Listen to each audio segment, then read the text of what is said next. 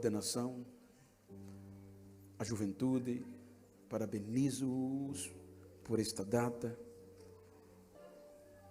e muito obrigado por me dar o direito e a honra de fazer parte da vossa história.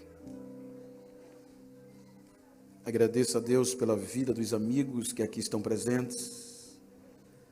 Gostaria de citar o nome de todos, mas os irmãos sabem que é inviável. Não quero estender do previsto que foi me outorgado, mas eu quero citar o nome do pastor Geraldo, sua família, pastor Ronaldo, pastor Edson, para que no nome deles, externo a todos os demais pastores de regiões de adjacência, comitivas, muito obrigado pelas vossas orações. Queridos, como o texto, o tema, ele é provocativo, eu quero tomar por base esse texto para falar-lhes sobre posicionamento. Quando nós analisamos a epígrafe, o contexto etimológico, o tema é uma provocação, um desafio. Quando nós não precisamos a ter detalhe, a palavra por si próprio já está explícita no contexto do significativo, do significado. Mas quando Paulo, ele escreve a epístola aos Romanos, ele está escrevendo a uma igreja, em sua maioria gentia, uma igreja que não tinha liberdade que nós temos. Olhe para mim. Eu devo ser mais importante do que uma garrafa de água. Segurei. Quando Paulo escreve a epístola aos Romanos, ele está escrevendo a uma igreja, em sua maioria gentia, uma igreja, volto a dizer, que não tinha a liberdade que nós temos, mas uma igreja que congregava sob intensa perseguição,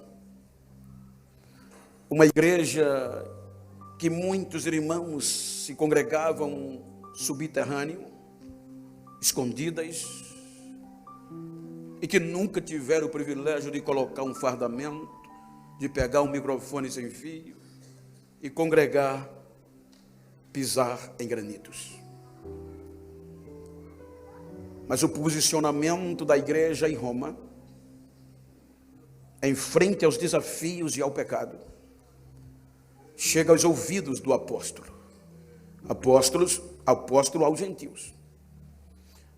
Então os irmãos hão de convir que Paulo, no começo do primeiro capítulo, saúda os irmãos e mostra a alegria de saber da fé, da coragem e do amor daqueles irmãos.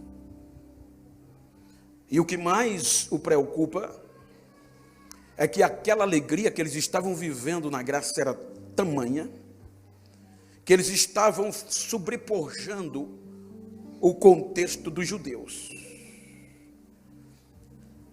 Então é quando Paulo vai falar acerca desta carta, a soberania dos judeus e o privilégio dos gentios. Então Paulo, ele vai falar do Gênesis ao Apocalipse, da lei, do pecado e da graça. E no capítulo 11 ele vai adverti-los, dizendo-lhes: cuidado, tomem uma posição, porque o fato de Deus ter endurecido os judeus, ou Israel, foi para vocês entrar. E se Deus não poupou nem Israel, que é considerado os ramos originais da oliveira, imagina vocês, que são os jambuzeiros.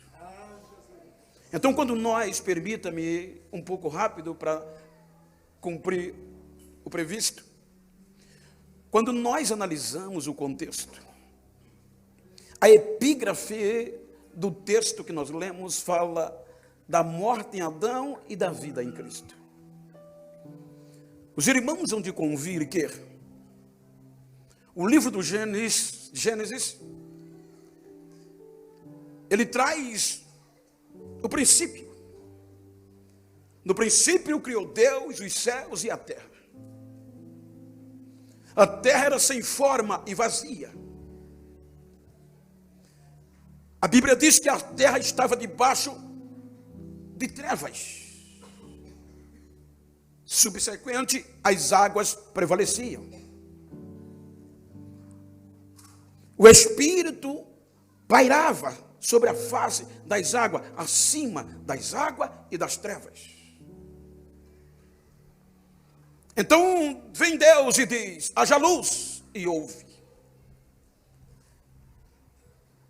Então o capítulo 1, em toda a sua essência, mostra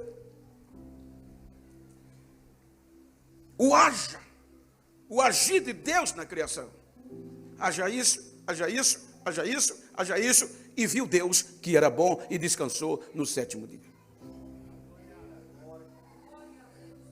Então veja que a terra estava toda preparada.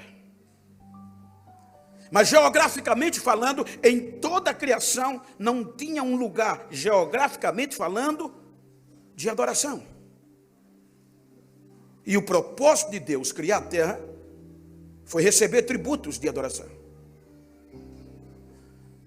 Então o capítulo 2 diz que a terra, Deus viu que era bom, descansou, porém não havia chovido, uma relva regava a terra.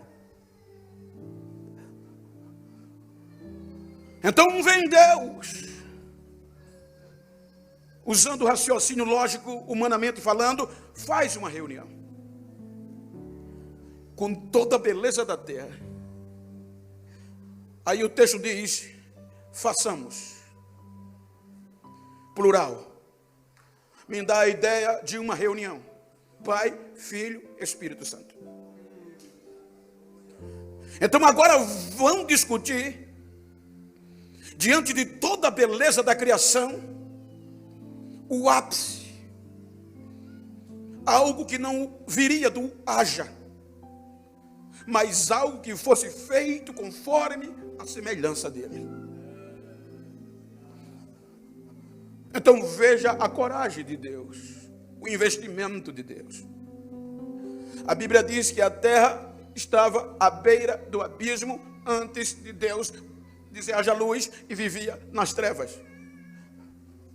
Agora a terra sai das trevas. Aí quando Deus diz vamos fazer o homem,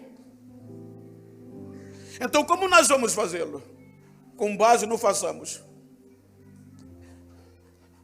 Aí o Espírito Santo diz: deixa comigo, Senhor, eu vou formá-lo.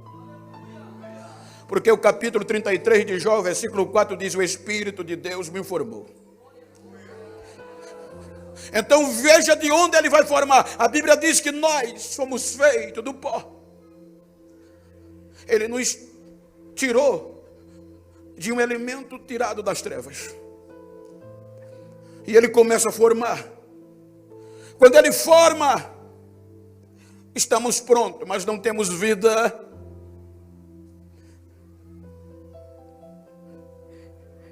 Aí no façamos entra o diálogo. Senhor, já houve uma decepção. Os anjos foram criados da luz em Cristo Jesus e decepcionaram. Agora o ser humano foi formado do pó da terra, tirado das trevas.